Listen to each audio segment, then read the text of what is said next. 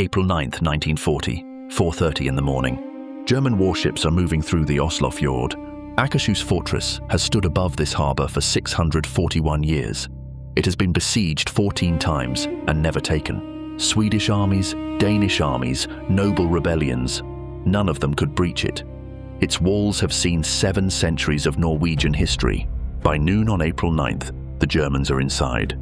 Not because they stormed the walls, but because the fortress that had never fallen was ordered to surrender. A man stands against a wall in that same courtyard. His name is Vidkun Quisling. He is the reason the Germans were let in without a fight.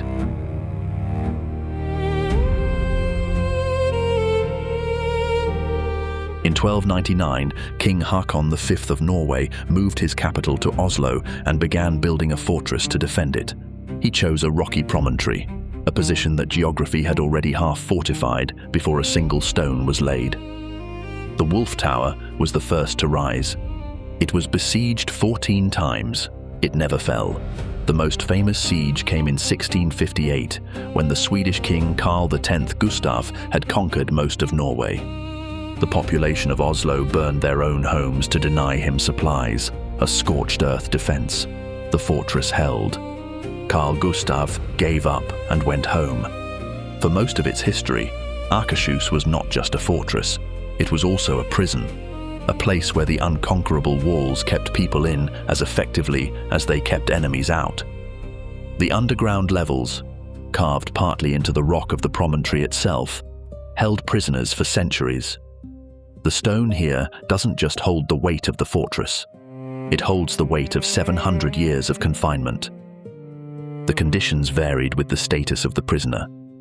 Political prisoners of rank were sometimes housed in the upper rooms in relative comfort, but those without rank, or those considered especially dangerous, went into the lower chambers. These lower levels were dark, damp, and cut off from the world.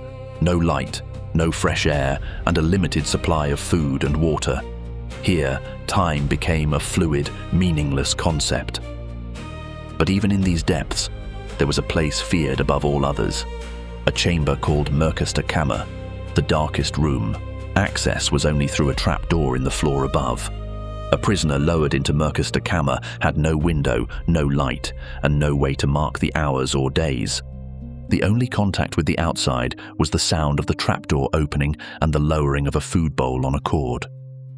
In the total silence, the mind begins to turn on itself. Prisoners held there over months sometimes came out unable to stand. The physical atrophy was matched by the mental toll. Some came out unable to speak coherently, their senses shattered by the void. Akershus continued operating as a prison into the 20th century, a living relic of medieval justice. But its most brutal era was yet to come. During the Second World War, its dungeon spaces would be put to use again, by different jailers, for different prisoners, but for the same essential purpose, the crushing of the human spirit. Akershus has ghosts. All old fortresses do, or claim to, but Akershus has one that is specific enough to be interesting. The legend says that when Akershus was first built, a dog was walled alive into the foundations. A ritual, a guardian spirit sacrificed to protect the fortress. This practice, offering a living creature at the construction of a significant building, appears in folklore across Northern Europe. The legend here is 7 centuries old. Its name is Malkanisen. It is said to appear near the fortress gate, usually at night, as a large black dog with no eyes, or with eyes that glow with a faint wrong light.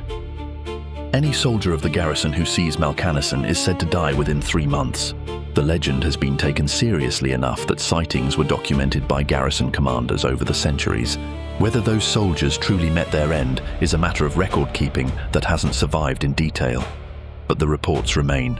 There is also a woman in white, often seen near the old banquet hall, drifting through the corridors before vanishing into the stone. She is a silent witness to the centuries of intrigue and celebration that these walls have seen. And then there are the sounds. Various noises from the lower dungeons that have no obvious source. Scraping, whispers, and the phantom sound of a trapdoor closing. Given what happened in those dungeons in the 20th century, The sounds from below are perhaps not surprising. The ghosts of the ancient past were about to meet the horrors of the modern world.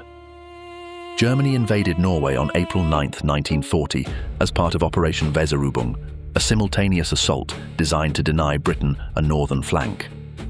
The Norwegian government had some warning, but not enough. German warships were already in the fjords when the alert went out.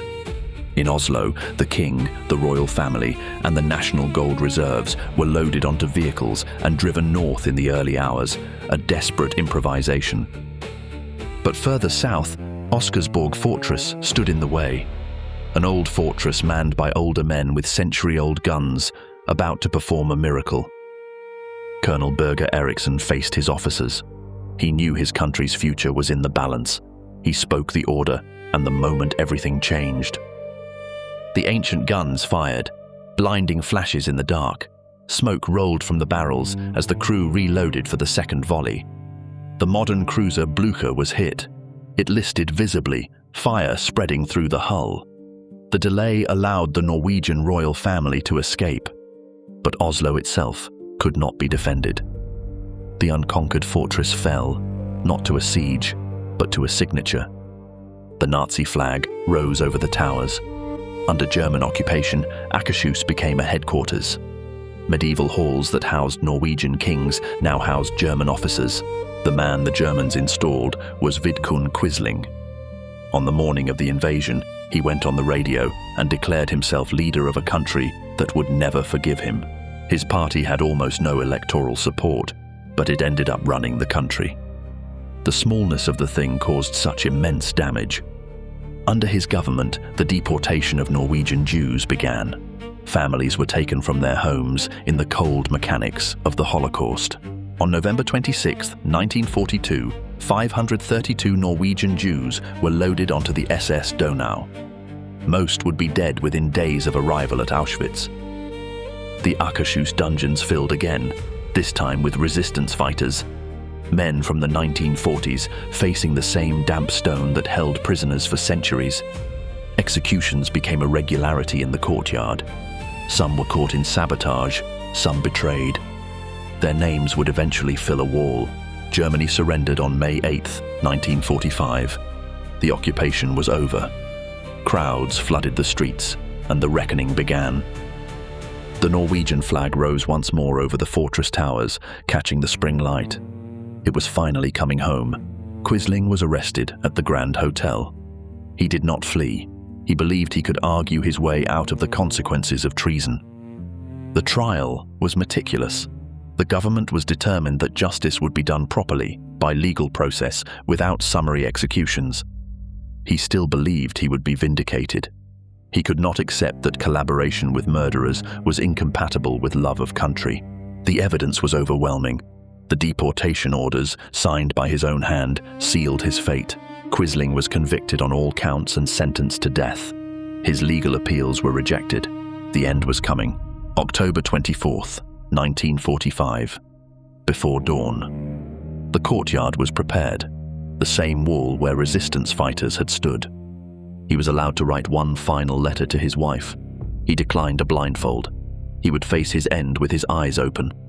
10 rifles, 1 blank. The officer's arm was raised. The courtyard held its breath for the command that would end a traitor's life. Vidkun Quisling was pronounced dead at 2:40 in the morning. The business was done. The name Quisling had already entered the language as a common noun for a traitor. Today, Akershus is the best preserved medieval fortress in Scandinavia. It is still an active military installation, a normal part of the scenery. But in the courtyard, there is a wall, a list of names that is not short, the record of those who fought back when the gate was opened. The dungeons are still there. The darkest room remains dark, a reminder of the spirit that these walls were meant to protect. 725 years of history, 14 sieges without falling, 5 years of occupation, and 1 circle closing. History rarely resolves this neatly. But at Akershus, the traitor was shot in the courtyard, where his allies shot the people who resisted him. The circle closed.